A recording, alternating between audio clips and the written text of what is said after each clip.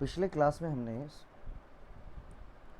जो है methods of teaching है, methods of teaching in higher institution, नहीं, methods of teaching in higher institution, उसको हमने कंप्लीट किया था। और आज के क्लास से हम इवैल्यूएशन टॉपिक को कंप्लीट करेंगे, इवैल्यूएशन टॉपिक पर चर्चा करेंगे। इवैल्यूएशन होता क्या है, कितने प्रकार के होते हैं, नहीं, और कैसे किया जाए, उसके लिए कौन कौन से मेथड्स हम लगाते हैं इवैल्यूएशन करने के लिए, इन सभी बातों की चर्चा जो है हम लोग करेंगे आज की क्लास में। तो हमने अभी तक जो पढ़ा है इसको एक बार नज़र डाल देते हैं। तो हमने पढ़ा है टीचिंग एप्टीट्यूड के अंदर कंसेप्ट ऑफ टीचिंग का क्लास हुआ था, levels of teaching, objective of teaching, learner characteristics, इसके बाद मेथड्स ऑफ टीचिंग, नहीं, और मेथड्स ऑफ टीचिंग की 4 से 5 क्लासेस लगी थी। और कल मैंने मेथड्स ऑफ टीचिंग के जो भी प्रीवियस ईयर में क्वेश्चंस आए हैं, कुछ 10 क्वेश्चंस मैंने करवाए हैं, बाकी और भी क्वेश्चंस हैं जिसको आपको टेस्ट के माध्यम से हम करवाएंगे। क्लियर? आज हम लोग चलते हैं इवैल्यूएशन टॉपिक के ऊपर। तो सबसे पहला लिखा हुआ है कि मीनिंग ऑफ इवैल्यूएशन, इवैल्यूएशन का क्या अर्थ होता है, मीनिंग क्या होता है इवैल्यूएशन का। तो अगर इवैल्यूएशन को हम समझे तो इवैल्यूएशन मतलब होता है मूल्यांकन। मूल्यांकन का मतलब होता है किसी बात के लिए निर्णय करना। मूल्यांकन करना मतलब निर्णय करना। अगर कोई काम आप स्टार्ट करते हैं, नहीं, कोई काम करते हैं तो उसके लिए क्या करते हैं, पहले निर्णय करते हैं। तो निर्णय में क्या सोचते हैं कि ये जो मैं काम कर रहा हूँ क्या वो सही है, किस हद तक सही है और कैसे सही है, इन सभी बातों पे हम ध्यान रखते हैं। क्या क्या कि जो मैं काम करने जा रहा हूँ क्या वो सही काम है, मेरे लिए सही है या नहीं, समाज के लिए सही है या नहीं, और कितने कितने सही हैं, या अगर गलत है वो तो कितने गलत है, किस प्रकार से इसे हानि हो सकती है मुझे या समाज को। तो ये जो आपने क्या, ये जो अपने अंदर जो आप एक बातचीत करते हैं, नहीं, अपने मन में जो एक आपकी बातें चलती रहती है, ये क्या है, और इसी पर आप निर्णय करते हैं कि हमें वो काम करना चाहिए या नहीं। अगर वो समाज के लिए सही है, आपके लिए सही है, तो हम बिल्कुल करना चाहिए और करते भी हैं। और यदि मुझे लगता है कि नहीं ये समाज के लिए सही नहीं है या मुझे इस चीज़ को नहीं करना चाहिए, तो आप बिल्कुल नहीं करते हैं। तो आप निर्णय कर लेते हैं कि करना है या नहीं करना है। तो ये जो करना है या नहीं करना है, ये जो निर्णय किया गया है उसे वो क्या कहते हैं, मूल्यांकन। तो ये जो किया गया है किस बेसिस पे किया गया है, तो अभी तक जो बातें हो रही थी आपके मन में, चल रही थी मन में, कि क्या ये सही है, कितना सही है, किसके लिए सही है, मेरे लिए सही है या नहीं, समाज के लिए सही है या नहीं, इस सब को क्या कहते हैं, मूल्यांकन कहते हैं। अभी तक इन सब बातों को लेकर के जो आपने निर्णय किया है उसे हम क्या कहते हैं, मूल्यांकन कहते हैं। मूल्यांकन का सब शाब्दिक अर्थ होता है निर्णय करना। अगर यदि इसे शिक्षण के संदर्भ में समझे तो मूल्यांकन का मतलब होता है परीक्षा, एक तरह की परीक्षा, नहीं, एक परीक्षा। वहाँ पे आप निर्णय करते हैं कि जो बच्चा हमने पढ़ा है, नहीं, उन्होंने टीचिंग की है और अभी तक उसका क्या है, आउटकम क्या आया है। तो उस आउटकम के बारे में जो आप निर्णय लेते हैं कि उनका आउटकम क्या कैसा रहा है, रिजल्ट उनका कैसा रहा है, इस पर जो आप निर्णय लिए हैं, आप निर्णय करते हैं, उसे हम क्या कहते हैं, मूल्यांकन। उसे हम क्या कहेंगे, मूल्यांकन। तो मूल्यांकन का वह शाब्दिक अर्थ देखेंगे तो उसका होता है निर्णय करना। आगे लिखा हुआ है मूल्यांकन व्यापक, निर्णयात्मक और निरंतर चलने वाली प्रक्रिया है। मूल्यांकन जो है वो व्यापक प्रक्रिया है, निर्णयात्मक प्रक्रिया है और निरंतर चलने वाली प्रक्रिया है, जिसके तहत शिक्षण के उद्देश्यों की प्राप्ति एवं छात्रों के शैक्षणिक प्रगति के बारे में निर्णय किया जाता है। ठीक है, अगर हम बात करें मूल्यांकन की तो मूल्यांकन क्या है, व्यापक, निर्णयात्मक एवं निर्णयात्मक मतलब निर्णय वाले, और निरंतर चलने वाली प्रक्रिया। कैसी प्रक्रिया है, निरंतर चलने वाली प्रक्रिया है, जिसके तहत शिक्षण के उद्देश्यों की प्राप्ति एवं छात्रों के शैक्षणिक प्रगति के बारे में निर्णय किया जाता है।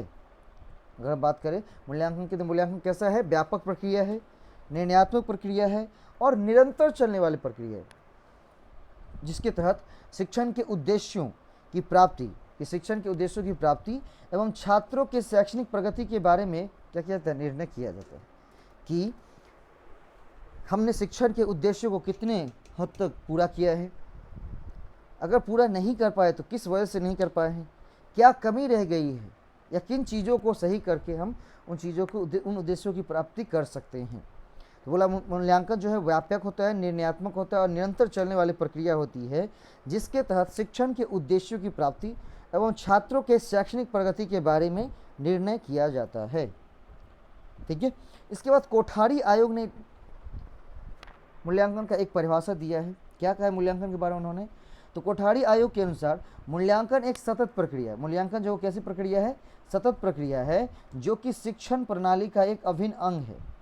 मूल्यांकन एक सतत प्रक्रिया है जो कि शिक्षण प्रणाली की टीचिंग सिस्टम का एक अभिन्न अंग है और शैक्षणिक उद्देश्यों से घनिष्ठ रूप से संबंधित है।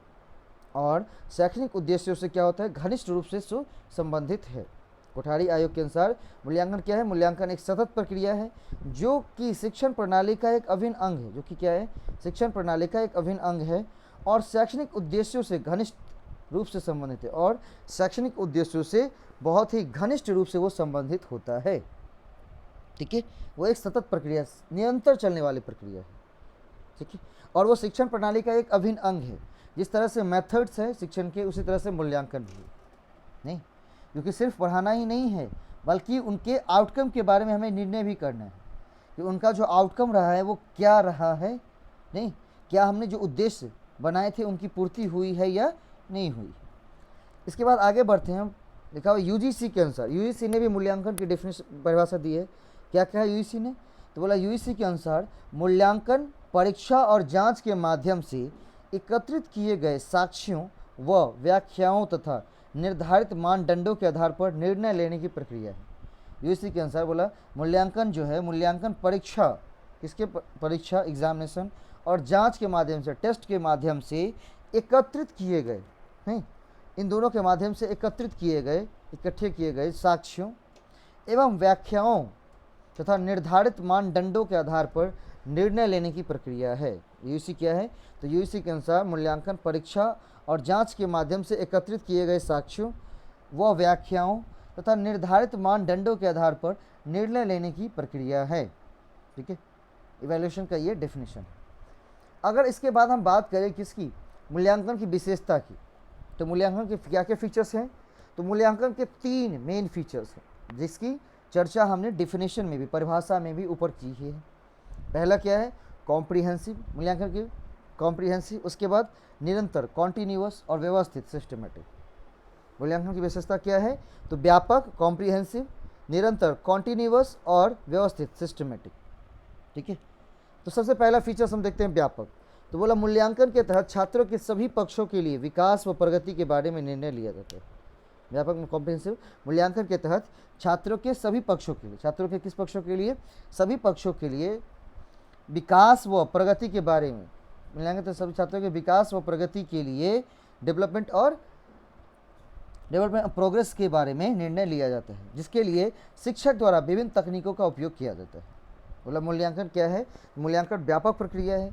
मूल्यांकन के तहत छात्रों के सभी पक्षों, नहीं, ये नहीं कि सिर्फ ज्ञानात्मक पक्ष ही, उसके ज्ञानात्मक, व्यवहारात्मक, जितने भी उसके पक्ष हैं, सामाजिक, भावनात्मक, उन सभी पक्षों के लिए विकास व प्रगति के बारे में निर्णय लिया जाता है, जिसके लिए क्या किया जाता है? शिक्षक द्वारा विभिन्न तकनीकों का उपयोग किया जाता है, जिसके लिए शिक्षक द्वारा विभिन्न तकनीकों का उपयोग किया जाता है। ठीक है, इसके बाद हम आगे बढ़ेंगे। दूसरा हमारा विशेषता क्या है? तो बोला निरंतर और सतत। दूसरा क्या है? निरंतर और सतत।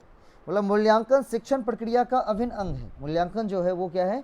शिक्षण प्रक्रिया का अभिन्न अंग है, जो कि शिक्षण के साथ साथ सतत रूप से चलती रहती है, जो शिक्षण के साथ साथ सतत रूप से चलती रहती है। अर्थात मूल्यांकन को पूरा करने के लिए कोई निश्चित समय सीमा नहीं है। बोला मूल्यांकन क्या है? शिक्षण प्रक्रिया का एक अभिन्न अंग है जो शिक्षण के साथ साथ चलती रहती है। जैसे जैसे शिक्षण चलता रहता है वैसे वैसे मूल्यांकन भी चलते रहते हैं, जो कि शिक्षण के साथ साथ सतत रूप से चलती रहती है। अर्थात मूल्यांकन को पूरा करने के लिए कोई निश्चित समय सीमा नहीं है। इसका मतलब क्या है कि मूल्यांकन को पूरा करने के लिए कोई निश्चित समय सीमा नहीं निर्धारित की गई है। ठीक है, इसके बाद हम बात करेंगे किसका? व्यवस्थित, सिस्टमेटिक। बोला मूल्यांकन विभिन्न तकनीकों के माध्यम से योजनाबद्ध तरीकों को संपादित किया था। मूल्यांकन के व्यवस्थित बोल रहा है। मूल्यांकन विभिन्न तकनीकों के माध्यम से, विभिन्न मेथड्स की सहायता से, माध्यम से योजनाबद्ध तरीकों से संपादित किया जाता है। नहीं, बोला मूल्यांकन के लिए हम विभिन्न तरीके लगाते हैं और एक योजनाबद्ध तरीका, उसको योजनाबद्ध करते हैं, प्लानिंग करते हैं और उसमें बहुत सारे मेथड्स को लगा कर मूल्यांकन को कंप्लीट करते हैं। व्यवस्थित। तो मूल्यांकन की अगर विशेषता की बात की जाए तो विशेषता के नाम पर कितने हो गए? 3। कौन कौन सा? तो व्यापक, मूल्यांकन की विशेषता के नाम पर क्या हो गया? व्यापक, उसके बाद निरंतर, उसके बाद सतत। व्यापक, निरंतर और सतत। व्यापक, निरंतर या सतत और उसका व्यवस्थित। व्यापक, निरंतर, व्यवस्थित। व्यापक मतलब यहाँ पर छात्रों के सभी पक्षों के विकास व प्रगति के बारे में निर्णय लिया जाता है, जिसके द्वारा विभिन्न तकनीकों को जिसके द्वारा शिक्षक द्वारा विभिन्न तकनीकों का उपयोग किया जाता है। इसके बाद दूसरा होगा निरंतर और सतत। निरंतर और सतत की बात करें तो क्या होगा? बोला कि मूल्यांकन शिक्षण प्रक्रिया का अभिन्न अंग है, जो कि शिक्षण के साथ सतत रूप से चलती रहती है। जो कि क्या होती है? शिक्षण के साथ साथ सतत रूप से चलती रहती है। अर्थात मूल्यांकन को पूरा करने के लिए कोई निश्चित समय सीमा नहीं है। अर्थात मूल्यांकन को पूरा करने के लिए क्या है? कोई निश्चित समय सीमा बिल्कुल नहीं निर्धारित की गई है। इसके बाद हम बात करें किसकी? व्यवस्थित की। तो व्यवस्थित के बारे में क्या कहा गया है? तो व्यवस्थित के बारे में कहा गया है कि मूल्यांकन विभिन्न तकनीकों के माध्यम से योजनाबद्ध तरीके से संपादित किया जाता है। यहाँ पर बहुत सारे क्या लगाए जाते हैं? विधि लगाई जाती है और उसको एक योजनाबद्ध तरीके से क्या किया जाता है? लगाया जाता है, संपादित किया जाता है। क्या किया जाता है? योजनाबद्ध तरीके से संपादित किया जाता है। बात समझ में आया? यहाँ तो कोई दिक्कत?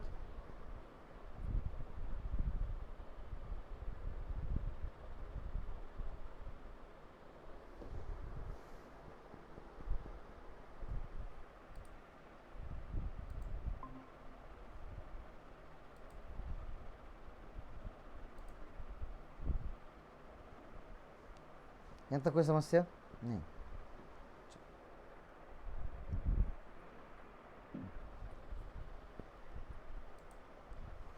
इसके बाद आएंगे मूल्यांकन के तत्व, कि मूल्यांकन के अंदर कौन कौन से तत्व मौजूद होते हैं। एलिमेंट्स के नाम पर क्या कौन कौन से तत्व मौजूद हैं, क्या क्या मौजूद हैं। तो सबसे पहले मूल्यांकन के तत्व के बारे में हम बात करेंगे। तो सबसे पहले क्या आएगा? लोग। सबसे पहले क्या आएगा? लोग। मूल्यांकन किसके लिए किया जा रहा है? अगर लोग की बात यहाँ पे होगी तो यहाँ पे हम बात करेंगे छात्र की, क्योंकि मूल्यांकन हम किसके लिए करेंगे? छात्र के लिए करेंगे। तो सबसे पहले क्या आएगा? एलिमेंट छात्र, लोग। दूसरा आएगा उद्देश्य। मूल्यांकन किस उद्देश्य से किया जा रहा है? ऐसा नहीं कि सीधा मूल्यांकन शुरू कर देंगे, नहीं। इसके लिए हमें पहले क्या करना है? उद्देश्य को निर्धारित करना है। क्या करना है? उद्देश्य को निर्धारित करना है। मूल्यांकन के तत्व के नाम पर कौन कौन से हैं? तो सबसे पहला है लोग, मूल्यांकन किसके लिए किया जा रहा है। उसके बाद है उद्देश्य, मूल्यांकन किस उद्देश्य से किया जा रहा है। तीसरा है प्रश्न, क्वेश्चन, मूल्यांकन में क्या प्रश्न पूछे जाएंगे। अगर मूल्यांकन होगा, टेस्ट होगी, एग्जाम होंगे, तो उसमें क्या क्या प्रश्न पूछे जाएंगे, प्रश्न। इसके बाद कार्य क्षेत्र, मूल्यांकन का दायरा क्या होगा, उनका स्कोप क्या है, दायरा क्या है। संसाधन, मूल्यांकन करने के लिए कौन कौन से संसाधन उपलब्ध हैं और मूल्यांकन करने के लिए कौन कौन से संसाधन हमारे पास उपलब्ध हैं। अगर मूल्यांकन के तत्व के बारे में बात करें तो क्या क्या आएंगे? लोग, मूल्यांकन किसके लिए किया जा रहा है। उद्देश्य, मूल्यांकन किस उद्देश्य से किया जा रहा है। प्रश्न, मूल्यांकन में क्या प्रश्न पूछे जाएंगे। कार्य क्षेत्र, मूल्यांकन का दायरा क्या है। संसाधन, मूल्यांकन करने के लिए कौन से संसाधन उपलब्ध हैं। ये सारे क्या है? मूल्यांकन के तत्व। ये सारे क्या है? मूल्यांकन के तत्व। ठीक है। और अगर मूल्यांकन की प्रक्रिया की बात की जाएगी तो हम इसके बारे में जानेंगे। मूल्यांकन की प्रक्रिया क्या होती है? तो सबसे पहले हम क्या करते हैं? ऑब्जेक्टिव, उद्देश्य और मानदंड निर्धारित करते हैं। अगर हम इवैल्यूएशन प्रोसेस को देखें तो सबसे पहला स्टेप हमारा क्या होता है? सबसे पहला स्टेप होता है setting objective and criteria. Objective को क्या करना है? सेट करना। क्राइटेरिया को क्या करना है? सेट करना। इसके बाद आएगा मापन उपकरणों का विकास एवं उपयोग, development and use of measurement instrument.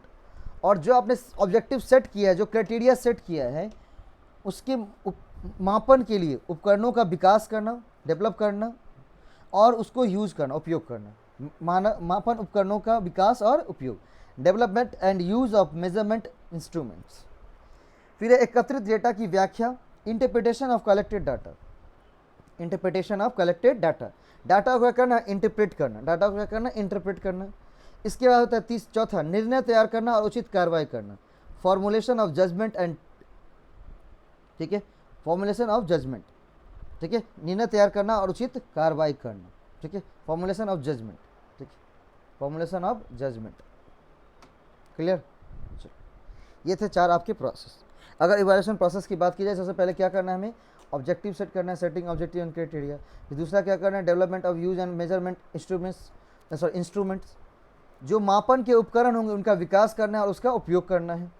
Interpretation of collected data, एकत्रित डाटा की व्याख्या करनी है। और चौथा लास्ट क्या होगा हमारा, फॉर्मुलेशन ऑफ जजमेंट, निर्णय तैयार करना है।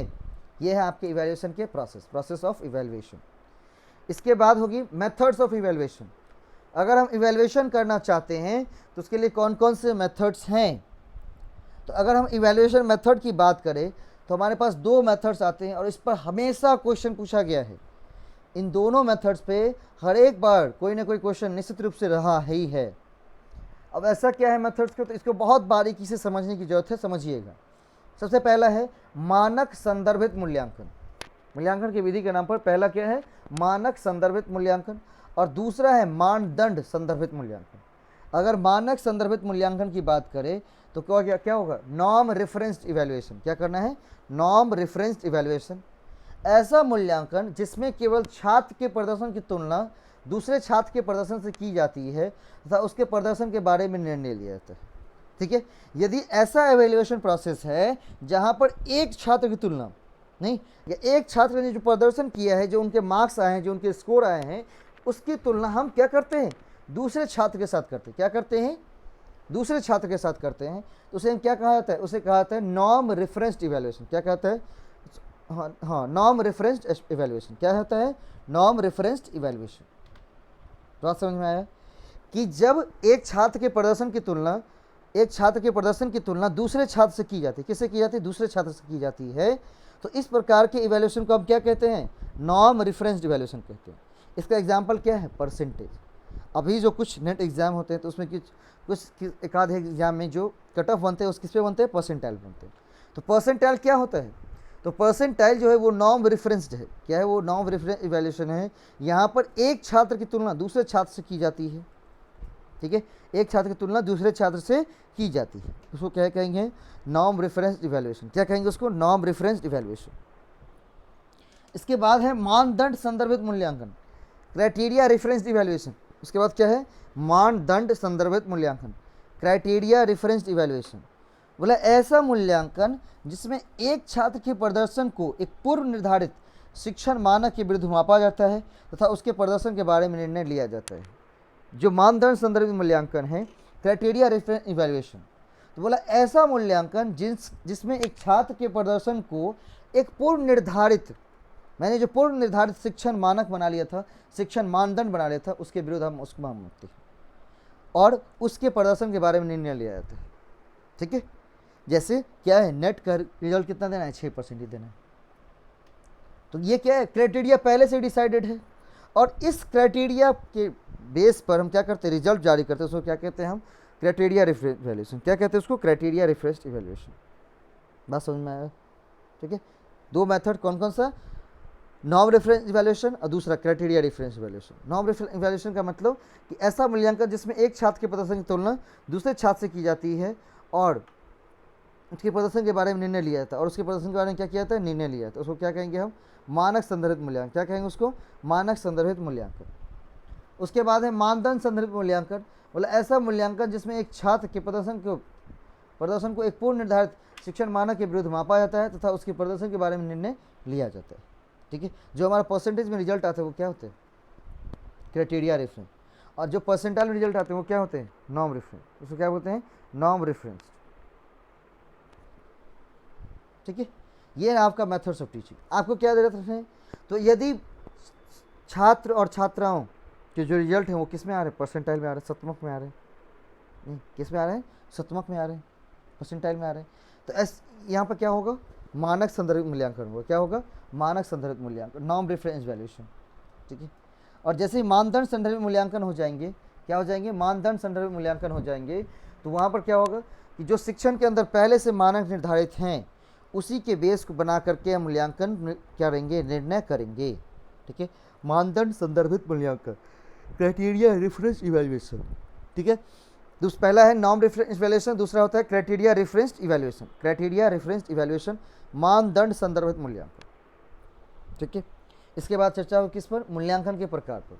किससे चर्चा होगी, मूल्यांकन के प्रकार पर। ठीक है, कितने प्रकार के इवैल्यूएशन होते हैं और उनकी क्या क्या विशेषता होती है वो जानना बहुत ज़रूरी है। देखिए, क्योंकि उसी जानकारी के बल पर आप क्या करेंगे, नेट में क्वेश्चंस को कर पाएंगे। क्योंकि कभी कभी ऐसा भी होता है प्लेसमेंट डिज़ाइन, प्लेसमेंट इवैल्यूएशन दे दिया गया और उसके कुछ विशेषता दी गई और आपको क्या कहते हैं इसमें से सही गलत को चुनिए। ठीक है, मूल्यांकन के प्रकार, टाइप्स ऑफ इवैल्यूएशन। स्थानांतरण मूल्यांकन, सबसे पहला क्या, स्थानांतरण मूल्यांकन। प्लेसमेंट इवैल्यूएशन, सबसे पहला क्या है, स्थानांतरण मूल्यांकन, प्लेसमेंट इवैल्यूएशन। ठीक है, बोला इसका उद्देश्य किसी पाठ्यक्रम तथा विषय में प्रवेश के लिए छात्रों की योग्यता का जांच करना है। जो स्थानांतरण मूल्यांकन है, प्लेसमेंट इवैल्यूएशन है, वो क्या है, तो बोला इसका उद्देश्य है जो है किसी पाठ्यक्रम या विषय, किसी पाठ्यक्रम या विषय में प्रवेश के लिए छात्रों की योग्यता का जांच करना, कि छात्र योग्य है या नहीं, उनकी योग्यता का जांच। ऐसा मूल्यांकन जहां पर छात्रों को किसी कोर्स व विषय में प्रवेश के लिए कि उनकी योग्यता का जो जांच किया जाता है, जांच करना, वो क्या कहलाता है, हमारा स्थानांतरण मूल्यांकन कहलाता है। क्या कहलाता है, स्थानांतरण मूल्यांकन। बोला यह मूल्यांकन किस शिक्षण प्रक्रिया के प्रारंभ में आयोजित की जाती है। यह जो मूल्यांकन होता है वो क्या होता है, शिक्षण प्रक्रिया के प्रारंभ में आयोजित की जाती है, जिसके तहत छात्रों के पास मौजूद ज्ञान और कौशल को मापा जाता है। इसके तहत हम क्या करते हैं, छात्रों के पास मौजूद ज्ञान और कौशल को मापा जाता है। स्थानांतरण मूल्यांकन, प्लेसमेंट इवैल्यूएशन। बोला इसका उद्देश्य किसी पाठ्यक्रम तथा विषय में प्रवेश के लिए, पाठ्यक्रम तथा विषय में प्रवेश के लिए छात्रों की योग्यता का जांच करना। नहीं, जैसे प्लेसमेंट एग्जाम होते हैं ना, जैसे क्या होता है, एंट्रेंस एग्जाम होता है आपका, नहीं क्या होता है, एंट्रेंस एग्जाम होता है। बोला यह छात्रों को ज्ञान, यह छात्रों के ज्ञान के आधार को देखने के लिए भी किया जाता है, जिसके उपरांत शिक्षक शिक्षण प्रक्रिया को प्रारंभ कर सकता है।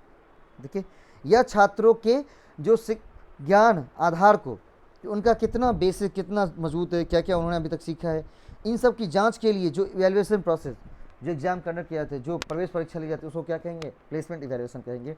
इसका सबसे बेस्ट एग्जांपल है एंट्रेंस एग्जाम। क्या है एग्जाम्पल, एंट्रेंस एग्जाम। बोला किसी विषय तथा पाठ्यक्रम में प्रवेश के लिए छात्रों की योग्यता का जांच करना। क्या करना, छात्रों की योग्यता को जांच करना, छात्रों की योग्यता को जांचना, वो क्या कहलाएगा, हमारा प्लेसमेंट इवैल्यूएशन कहलाएगा। क्या कहलाएगा, प्लेसमेंट इवैल्यूएशन। बोला यह मूल्यांकन शिक्षण प्रक्रिया के प्रारंभ में आयोजित की जाती है। यह जो मूल्यांकन होती है वो क्या होती है, शिक्षण प्रक्रिया के प्रारंभ में आयोजित की जाती है, शुरू में आयोजित की जाती है, जिसके तहत छात्रों के पास मौजूद ज्ञान और कौशल को मापा जाता है। जिसके तहत छात्रों के पास क्या होता है, मौजूद ज्ञान और कौशल को मापा जाता है। बोला यह छात्रों के ज्ञान आधार को देखने के लिए भी किया जाता है। यह क्या किया जाता है, छात्रों के ज्ञान आधार को देखने के लिए किया जाता है, जिसके उपरांत शिक्षक शिक्षण प्रक्रिया को प्रारंभ कर सकते हैं। जिसके तहत क्या कर सकता है, उपरांत शिक्षक जो है वो शिक्षण प्रक्रिया को प्रारंभ कर सकता है। ठीक है, अगर एग्जाम्पल की बात करेंगे तो सबसे पहला एग्जाम्पल, बड़ा एग्जाम्पल क्या है, एंट्रेंस एग्जाम। क्या है, सबसे पहले एंट्रेंस एग्जाम, एंट्रेंस एग्जामिनेशन। ये है आपके प्लेसमेंट इवैल्यूएशन। इसके बाद बात की जाए तो क्या आता है, रचनात्मक या निर्माणात्मक मूल्यांकन। क्या आता है, रचनात्मक या निर्माणात्मक मूल्यांकन, फॉर्मेटिव इवैल्यूएशन। क्या आता है, फॉर्मेटिव इवैल्यूएशन, रचनात्मक या निर्माणात्मक मूल्यांकन। बोला इसे आंतरिक मूल्यांकन कहा जाता है। इसे क्या कहते हैं, इसे बोला गया, इसे आंतरिक मूल्यांकन भी कहा जाता है, जिसका उपयोग शिक्षण के दौरान, याद रखिएगा क्वेश्चन पूछा गया था कि कौन से ऐसे इवैल्यूएशन हैं जिसका उपयोग हम शिक्षण के दौरान करते हैं, तो वो इवैल्यूएशन है फॉर्मेटिव इवैल्यूएशन। ध्यान सुनिएगा, क्या है, फॉर्मेटिव इवैल्यूएशन, निर्माणात्मक मूल्यांकन या रचनात्मक मूल्यांकन। बोला इसे आंतरिक मूल्यांकन भी कहा जाता है, जिसका उपयोग शिक्षण प्रक्रिया के दौरान शिक्षण प्रक्रिया के दौरान में सुधार लाने के लिए भी किया जाता है। इसका उपयोग शिक्षण प्रक्रिया के दौरान शिक्षण प्रक्रिया में सुधार लाने के लिए भी किया जाता है। इसका उपयोग कब किया जाता है, शिक्षण के दौरान किया जाता है, और ताकि शिक्षण प्रक्रिया में सुधार लाया जा सके। क्या किया जा सके, सुधार लाया जा सके। नहीं, जो बच्चों में नहीं पढ़ा इंटरनल, वो क्या करेंगे, एक्सटर्नल पढ़ के अपना एग्जाम दे सकते हैं। तो इस तरह से उसका उपयोग करना है कि शिक्षण प्रक्रिया में सुधार लाया जा सके। इसके बाद है रचनात्मक मूल्यांकन, शिक्षण प्रक्रिया के साथ साथ छात्रों की अभिवृत्ति तथा ज्ञान की जांच करता है। रचनात्मक मूल्यांकन जो है शिक्षण प्रक्रिया के साथ साथ, टीचिंग प्रोसेस के साथ साथ छात्रों की अभिवृत्तियों तथा ज्ञान की जांच करता है। क्या करता है, छात्रों की अभिवृत्तियों की जांच करता है, ज्ञान की जांच करता है। ठीक, इसके बाद है इस मूल्यांकन के द्वारा छात्र शिक्षण उद्देश्यों की प्राप्ति के संदर्भ में अपनी सफलता व विफलता का प्रतिपुष्टि प्राप्त कर सकता है। रचनात्मक मूल्यांकन में क्या कर सकता है, रचनात्मक मूल्यांकन के द्वारा छात्र शिक्षण उद्देश्यों की प्राप्ति के संदर्भ में, शिक्षण उद्देश्यों की क्या करने, प्राप्ति के संदर्भ में अपनी सफलता व विफलता का प्रतिपुष्टि प्राप्त कर सकता है। आपको कितने % सफल हो रहे हैं, नहीं कितने % क्या कर रहे हैं, नेगेटिव चल विफल हो रहे हैं, इन सभी क्या क्या अपनी सफलता विफलता का प्रतिपुष्टि भी एक ग्राहक ले सकता है। नहीं, इस मूल्यांकन द्वारा छात्र शिक्षण उद्देश्यों की प्राप्ति के संदर्भ में अपनी सफलता व विफलता का क्या कर सकता है, प्रतिपुष्टि प्राप्त कर सकता है। रचनात्मक मूल्यांकन अनौपचारिक मूल्यांकन होता है। रचनात्मक मूल्यांकन जो है वो क्या होता है, अनौपचारिक प्रकृति का होता है, अनौपचारिक इनफॉर्मल नेचर होता है। अगर इसके उदाहरण हम देखेंगे तो क्या होता है, quiz, unit test, lesson test, weekly test. ये जो मेरा वीकली टेस्ट चलता है वो क्या है आपका, ये मेरा वीकली टेस्ट चलता है वो क्या है आपका, ये आपका है निर्माणात्मक मूल्यांकन, फॉर्मेटिव इवैल्यूएशन। ठीक है, लेकिन अगर कोर्स में प्रवेश करने से पहले, कोर्स में प्रवेश करने से पहले जो एग्जामिनेशन जो मूल्यांकन किया जाता है उसे हम क्या कहते हैं, प्लेसमेंट इवैल्यूएशन। ठीक है, इसके बाद आता है नैदानिक मूल्यांकन, डायग्नोस्टिक इवैल्यूएशन। बोला यह रचनात्मक मूल्यांकन से काफ़ी मिलता जुलता है। नैदानिक मूल्यांकन जो है, डायग्नोस्टिक इवैल्यूएशन जो है वो क्या है, यह रचनात्मक मूल्यांकन से ही काफ़ी मिलता जुलता है। ठीक है, अर्थात रचनात्मक मूल्यांकन से एक कदम आगे की प्रक्रिया है। ये क्या है, यह रचनात्मक मूल्यांकन से काफ़ी मिलता जुलता है और रचनात्मक मूल्यांकन से एक कदम आगे की प्रक्रिया क्या है, रचनात्मक मूल्यांकन से एक कदम आगे की प्रक्रिया कौन, नैदानिक मूल्यांकन। ठीक है, इसके बाद है, इसके तहत छात्रों को सीखने में आने वाले समस्या के संभावित कारणों के लिए एक स्पष्टीकरण प्रदान किया जाता है। और इसके तहत छात्रों को क्या किया जाता है, सीखने में आने में जो भी सीख रहे हैं उनमें जो कोई समस्या आ रही है तो उनके संभावित कारणों के लिए एक स्पष्टीकरण प्रदान किया जाता है। क्या किया जाता है, संभावित कारणों के लिए एक स्पष्टीकरण प्रदान किया जाता है तथा उसे दूर करने के लिए किए जाने वाले प्रयासों का भी सुझाव प्रदान किया जाता है। और उसे दूर करने के लिए जो भी किए जाने वाले प्रयास हैं, सुझाव हैं, उसको प्रदान किया जाता है। ठीक है, ये रहा आपका नैदानिक मूल्यांकन। इसके बाद बात आती है लास्ट योगात्मक मूल्यांकन की, समेटिव इवैल्यूएशन की। क्वेश्चन दो ही जगह से उठते हैं ज़्यादा। सबसे पहला फॉर्मेटिव इवैल्यूएशन से, क्योंकि वो क्या है, मेन है, और यहाँ पर क्या है, लास्ट में योगात्मक मूल्यांकन से। ठीक है, सबसे पहले वहीं से, ठीक है, लास्ट में आकर के सर्वोच्च, लास्ट में आकर के योगात्मक मूल्यांकन। बोला इसे बाह्य मूल्यांकन भी कहा जाता है। इसे क्या कहता है, बाह्य मूल्यांकन भी कहा जाता है, क्योंकि यह मूल्यांकन शिक्षण प्रक्रिया के अंत में आयोजित की जाती है, जो कि छात्रों के परिणाम की घोषणा करता है। बोले इसे क्या कहा जाता है, बाह्य मूल्यांकन कहा जाता है। जो समेटिव इवैल्यूएशन है, योगात्मक मूल्यांकन है, उसे क्या कहते हैं हम, उसे कहते हैं बाह्य मूल्यांकन। क्या कहते हैं उसको, बाह्य मूल्यांकन। क्योंकि यह मूल्यांकन जो है शिक्षण प्रक्रिया के अंत में आयोजित की जाती है, जो कि छात्रों के परिणाम की क्या करता है, घोषणा करता है, जो कि छात्रों का रिजल्ट निकलता है। तो जो आपके फाइनल एग्जाम्स होते हैं वो क्या है, हमारे योगात्मक मूल्यांकन। क्या है वो, योगात्मक मूल्यांकन। ठीक है, योगात्मक मूल्यांकन हमेशा औपचारिक प्रकृति का होता है। किसके प्रकृति का होता है, औपचारिक प्रकृति का होता है। योगात्मक मूल्यांकन औपचारिक प्रकृति का होता है। ठीक है, उदाहरण क्या है, annual exam, half yearly exam, ठीक है, mid week exam, monthly exam, ये सब जितने भी एग्ज़ाम हैं, ठीक है, उनसे आयोजित की जाती है, उस छात्रों के परिणाम घोषणा करता है, उसे हम क्या कहते हैं, बाह्य मूल्यांकन कहते हैं। क्या कहते हैं उसको, बाह्य मूल्यांकन कहते हैं। क्योंकि यह मूल्यांकन शिक्षण प्रक्रिया के अंत में आयोजित की जाती है, जो कि शिक्षण के परिणामों की घोषणा करता है। क्या करता है, घोषणा करता है। ठीक है, अगर हम मूल्यांकन तकनीक के वर्गीकरण के बारे में देखें कि मूल्यांकन तकनीक कितने प्रकार के होते हैं, 2 प्रकार के होते हैं। सबसे पहला मात्रात्मक या परिमाणात्मक तकनीक, दूसरा होता है गुणात्मक तकनीक। ठीक है, रिटन एग्जामिनेशन, क्या है उसमें मूल्यांकन, written examination, oral examination, practical examination, written, oral और प्रैक्टिकल। इसके बाद आता है क्वालिटेटिव टेक्निक्स। क्वालिटेटिव टेक्निक्स का मतलब, क्वालिटेटिव टेक्निक्स में क्या क्या आता है, अवलोकन आता है, ऑब्जर्वेशन, इंटरव्यू, ऑब्जर्वेशन भी आएगा और इंटरव्यू भी आएंगे, जांच सूची, चेकलिस्ट आएगा, कर्म निर्धारण पैमाना, रेटिंग स्केल आएगा, संचय रिकॉर्ड, क्यूमुलेटिव रिकॉर्ड्स आएंगे। ठीक है, अगर हम क्या करें क्वांटिटेटिव टेक्निक्स को देखिए तो क्या क्या आएंगी, सबसे पहले आएंगी आपकी जांच सूची, चेकलिस्ट। बोला यह एक ऐसा उपकरण है जिसका उपयोग विद्यार्थियों की महत्वपूर्ण व्यवहारिक प्रवृत्तियों के बारे में साक्ष्य एकत्र करने और रिकॉर्ड करने के लिए किया जाता है। जो जांच सूची होती है वो क्या एक उपकरण के तौर पे काम कर रहा होता है, जिसका उपयोग क्या करते हैं, विद्यार्थियों के महत्वपूर्ण व्यवहारिक प्रवृत्तियों के बारे में साक्ष्य, उनकी व्यवहारिक प्रवृत्ति कैसी है उसके बारे में साक्ष्य एकत्र करने और रिकॉर्ड करने के लिए किया जाता है, चेकलिस्ट। इसके बाद बात आती है रेटिंग स्केल की। बोला यह एक ऐसा उपकरण है जिसके द्वारा विद्यार्थियों के बारे में राय व निर्णय की मात्रा निर्धारित की जाती है। कर्म निर्धारण पैमाना, रेटिंग स्केल। बोला यह एक ऐसा उपकरण है जिसके द्वारा विद्यार्थियों के बारे में राय व निर्णय की मात्रा निर्धारित की जाती है। क्या की जाती है, राय व निर्णय की मात्रा निर्धारित की जाती है। नहीं, कर्म निर्धारण पैमाना। यह एक ऐसा उपकरण है जिसके द्वारा विद्यार्थियों के बारे में राय और निर्णय की मात्रा निर्धारित की जाती है। इसके बाद है संचयी रिकॉर्ड, क्यूमुलेटिव रिकॉर्ड। बोला यह एक ऐसा उपकरण है जिसका उपयोग छात्रों के व्यवहार के बारे में विवरण जानने के लिए किया जाता है। जो संचयी रिकॉर्ड होता है वो क्या होता है, एक उपकरण के तौर पे काम करता है जिसका उपयोग छात्रों के व्यवहार के बारे में विवरण जानने के लिए, जो छात्रों का व्यवहार कैसा है इसके अगर विवरण जानना चाहते हैं तो क्या करना पड़ेगा, क्यूमुलेटिव रिकॉर्ड्स। किसकी सहायता लेनी पड़ेगी, क्यूमुलेटिव रिकॉर्ड की सहायता लेनी पड़ेगी। इसके बाद 3 टर्म आते हैं, वो 3 टर्म क्या है, तो difference between assessment, evaluation and measurement. ठीक है, तीनों टर्म है क्या, कौन सा, असेसमेंट, इवैल्यूएशन एंड मैनेजमेंट। बोला सबसे पहले असेसमेंट। असेसमेंट क्या है, तो आंकलन शिक्षण प्रक्रिया में सुधार के दृष्टिकोण से सीखने वाले जानकारी एकत्र करने और रिकॉर्ड करने की व्याख्या करने की प्रक्रिया है। अगर आंकलन की बात की जाए तो आंकलन क्या है, आंकलन शिक्षण प्रक्रिया में सुधार के लिए, शिक्षण प्रक्रिया में सुधार के लिए, शिक्षण प्रक्रिया में सुधार के दृष्टिकोण से सीखने के बारे में क्या करने के बारे में, सीखने के बारे में जानकारी एकत्र करने और रिकॉर्ड करने तथा व्याख्या करने की प्रक्रिया है आंकलन। इसके बाद बात की जाएगी मूल्यांकन की। बोला मूल्यांकन में क्या है, मूल्यांकन आंकलन में प्राप्त जानकारी तथा साक्ष्यों के आधार पर निर्णय लेने की प्रक्रिया। जो मूल्यांकन है वो क्या है, आंकलन में जो भी जानकारी प्राप्त हुई, जो भी साक्ष्य प्राप्त हुए हैं उन आधार पर वो निर्णय लेने की प्रक्रिया। उसके बाद है मेजरमेंट, मापन विधि, मेजरमेंट। उसके बाद है मापन।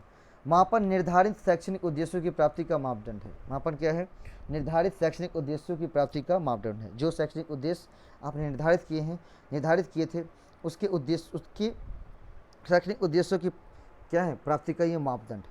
समझ के बात। आंकलन, आंकलन में क्या काम है, शिक्षण प्रक्रिया में सुधार के दृष्टिकोण से सीखने के बारे में जानकारी एकत्र करने, रिकॉर्ड करने तथा व्याख्या करने की प्रक्रिया है। इसके बाद है मूल्यांकन, इवैल्यूएशन। मूल्यांकन क्या है, मूल्यांकन आंकलन में प्राप्त जानकारी तथा साक्ष्यों के आधार पर निर्णय लेने की प्रक्रिया। मूल्यांकन क्या है, मूल्यांकन आंकलन में प्राप्त जानकारी तथा साक्ष्यों के आधार पर निर्णय लेने की प्रक्रिया है। मापन, मेजरमेंट, मापन निर्धारित शैक्षणिक उद्देश्यों की प्राप्ति का मापदंड है। मापन जो है वो निर्धारित शैक्षणिक उद्देश्यों की प्राप्ति का वो मापदंड है। यहाँ तक थे आपके क्या, यहाँ तक थी आपकी इंक्वायरी।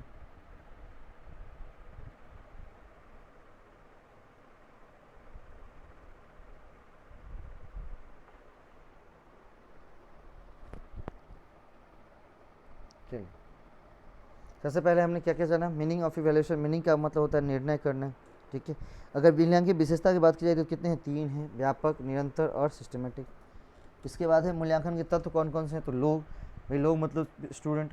नहीं, मूल्यांकन किसके लिए किया जा रहा है, उद्देश्य, ऑब्जेक्टिव। मूल्यांकन किस उद्देश्य से किया जा रहा है, प्रश्न, मूल्यांकन के क्या क्या प्रश्न पूछे जाएंगे, कार्य क्षेत्र, मूल्यांकन का दायरा क्या होगा, संसाधन, मूल्यांकन करने के लिए कौन कौन संसाधन उपलब्ध है। इसके बाद है मूल्यांकन की प्रक्रिया, उद्देश्य और मापदंड निर्धारित करना, सेटिंग ऑब्जेक्टिव एंड क्राइटेरिया, मापन उपकरणों का विकास और उपयोग, development and use of measurement instruments, एकत्रित डेटा की व्याख्या, इंटरप्रिटेशन ऑफ कलेक्टेड डाटा, निर्णय तैयार करना और उचित कार्रवाई करना, formulation of judgement and taking, formulation of judgement. मूल्यांकन की विधि, मेथड्स ऑफ इवैल्यूएशन, क्या क्या मेथड्स होते हैं, तो सबसे पहला आता है नॉर्म रेफरेंस इवैल्यूएशन। और यहीं पर परसेंटेज की बात हो, शतकों की बात हो तो क्या हो जाएगा, नॉर्म रेफरेंस इवैल्यूएशन हो जाएगा। मानदंड, क्राइटेरिया रेफरेंस, ऐसा मूल्यांकन जिसमें एक छात्र के प्रदर्शन को दूसरे पूर्ण ने विरुद्ध मापा जाता है तो उसके प्रदर्शन के बारे में निर्णय लिया जाता है, उसको कहते हैं मानदंड, उसको कहते हैं मानदंड।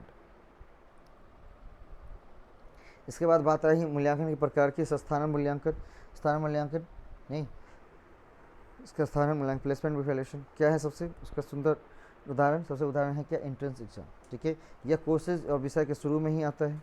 ठीक है, यह कोर्सेज और विषय के शुरू में ही आता है, जो कि शिक्षण के विरुद्ध कुछ मापने भी आते हैं, कुछ समझने भी आते हैं। इसके बाद रचनात्मक या निर्माणात्मक मूल्यांकन, फॉर्मेटिव इवैल्यूएशन। इसके अंतर्गत आंतरिक मूल्यांकन भी कहा जाता है, जिसका उपयोग शिक्षण प्रक्रिया के दौरान शिक्षण प्रक्रिया में सुधार लाने के लिए किया जाता है। बोला आंतरिक मूल्यांकन भी इसे कहा जाता है, जिसका उपयोग किस पे करते हैं, शिक्षण प्रक्रिया के दौरान शिक्षण प्रक्रिया के उसमें सुधार करने के लिए किया जाता है। इसके बाद है रचनात्मक, शिक्षण प्रक्रिया के दौरान कौन सा होगा, तो फॉर्मेटिव इवैल्यूएशन होगा। फॉर्मेटिव इवैल्यूएशन के क्या कहते हैं, इनफॉर्मल, क्या कहते हैं, इनफॉर्मल नेचर का होता है। वो कैसा होता है, इनफॉर्मल नेचर का होता है। इसके बाद है नैदानिक मूल्यांकन, डायग्नोस्टिक इवैल्यूएशन। बोला यह रचनात्मक मूल्यांकन से ही थोड़ा मिलता जुलता पार्ट है और यह रचनात्मक मूल्यांकन से एक कदम आगे, क्या है, एक कदम आगे। इसके बाद बाह्य मूल्यांकन, समेटिव इवैल्यूएशन, तो हर इसे बाह्य मूल्यांकन कहा जाता है, चूँकि यह शिक्षण प्रक्रिया के अंत में आयोजित की जाती है और छात्रों के परिणाम की घोषणा करती है, इसीलिए फैन लगा के सोएगी। योगात्मक मूल्यांकन, ठीक है, योगात्मक मूल्यांकन, annual exam, half yearly exam और मंथली एग्ज़ाम। ठीक है, तो ये थे आपके चारों के चारों उसके प्रकार। अगर मूल्यांकन तकनीक की वर्गीकरण किया जाए तो मूल्यांकन तकनीक में क्या क्या, मात्रात्मक या परिमाणात्मक तकनीक, मात्रात्मक या परिमाणात्मक तकनीक, गुणात्मक तकनीक। इसमें क्या होता है, लिखना और नहीं लिखना था, लिखना था और नहीं लिखना था, लिखित और लिखित परीक्षा। इसके बाद है उसके मौखिक सुरक्षा, ओरल इन्फॉर्मेशन, क्या है, ओरल इन्फॉर्मेशन। इसके बाद है व्यवहारिक परीक्षा, प्रैक्टिकल एग्जामिनेशन। ये क्या है, क्वान्टिटेटिव, एटीट्यूड एग्जामिनेशन, ORFL।